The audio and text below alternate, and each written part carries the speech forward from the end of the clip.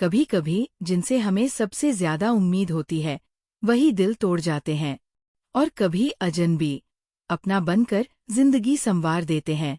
यह कहानी है एक छोटी सी बच्ची नीलिमा की, जो अंधेरे से उजाले का सफर तय करती है। एक गांव में एक लड़की रहती थी। उसका नाम नीलिमा था।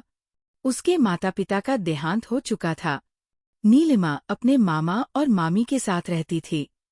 मामा खेत पर काम करने चले जाते थे। मामी दिन भर उस छोटी सी बच्ची से सारा काम करवाती थी। खाना बनाना, बर्तन मांजना, पानी भरना, कपड़े धोना। नीलिमा का बहुत मन था पढ़ने का, लेकिन उसके मामा मामी उसे पढ़ाना नहीं चाहते थे। उन्हें डर था कि अगर नीलिमा पढ़ने लगी तो घर के काम कौन करेगा। उन्हें तो मुफ्त की नौकरानी मिल गई थी। एक दिन नीलिमा घर का सारा काम खत्म करके घर के बाहर खेलते बच्चों को देख रही थी।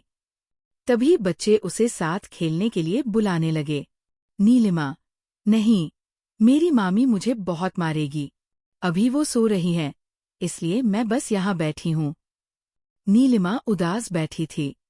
तभी गांव के मुखिया की पत्नी सुजाता वहां से गुजरी। सुजाता नीलिमा के माता पिता को अच्छे से जानती थी। सुजाता, बेटी इतनी उदास क्यों बैठी हो? तबीयत ठीक नहीं है क्या? नीलिमा, नहीं मामी, सब ठीक है। आप जाओ, अगर मामी ने आपको मुझसे बात करते देख लिया तो बहुत मारेगी। सुजाता, बेटी, मैं किसी से नहीं डरती। तू चिंता मत कर, मुझे सब बता। नीलिमा, सुजाता मामी को सारी बात बता देती है। अगले दिन गांव में पंचायत बैठती है और नीलिमा के मामा मामी को बुलाया जाता है। मुखिया, क्यों रे शंकर, तुझे और तेरी बीवी को शर्म नहीं आती इस छोटी सी अनाथ बच्ची पर जुल्म करते हुए? शंकर, नहीं मुखिया जी, किसी ने आपको गलत बताया है। हम तो इसे बहुत प्यार से पालते हैं। मुखिया, झूठ बोला तो गांव से तेरा हुक्का पानी बंद कर दूंगा। तूने इसे अभी तक स्कूल क्यों नहीं भेजा? और तू इसे बच्चों के साथ खेलने क्यों नहीं देता? शंकर, मालिक, इसका ही मन पढ़ाई में नहीं लगता। मुखिया, आज से पंचायत फैसला करती है कि इसे कोई सहारा नहीं देगा। कोई इसको सामान नहीं बेचेगा। कोई भी तेरे परिवार से मतलब रखेगा तो उसका भी हुक्का पानी बंद समझो। गाँव वाला, ठीक है, लेकिन अब इस बच्ची का क्या होगा? ये तो और जुल्म करेगा इस पर। मुखिया, हमने फैसला किया है कि इसे मेरी पत्नी सुजाता पालेगी। ये हमारे घर में रहेगी और स्कूल जाएगी। पूरी पंचायत तालियों से गूंज उठती है। शंकर गिड़गिड़ाकर माफी मांगता है, लेकिन पंचायत अपने फैसले पर अडिग रहती है।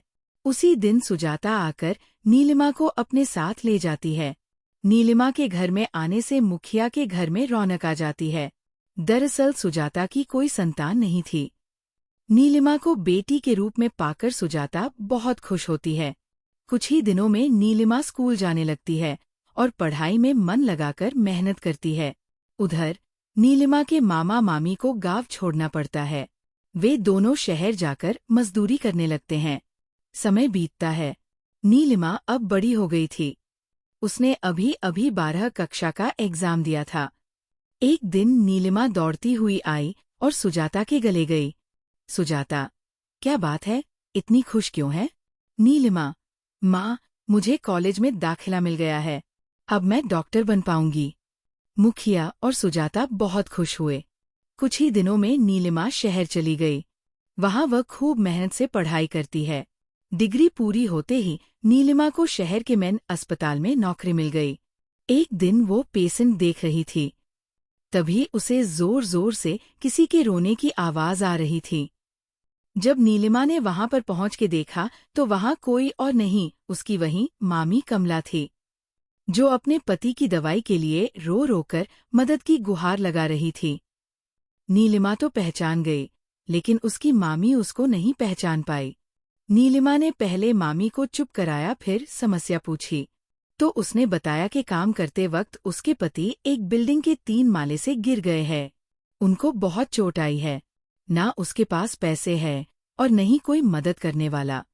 कमला रोते हुए उसके पैरों में गिर जाती है। नीला उन्हें उठाती है और कहती है, कहाँ है तुम्हारे पति? मुझे उनके पास ले चलो। कमला बरामदे में लेटे हुए अपने पति के पास ले गई। नीलिमा ने शंकर को देखा तो आंखें भर आई। नीलिमा ने कमला को सांत्वना दी कि वो कुछ करती है। नीलिमा ने अपने मामा का पूरा इलाज खुद करवाया। जब मामा ठीक हो गए तब नीलिमा, मामा जी, आपने मुझे पहचाना नहीं? मैं वही नीलिमा हूँ।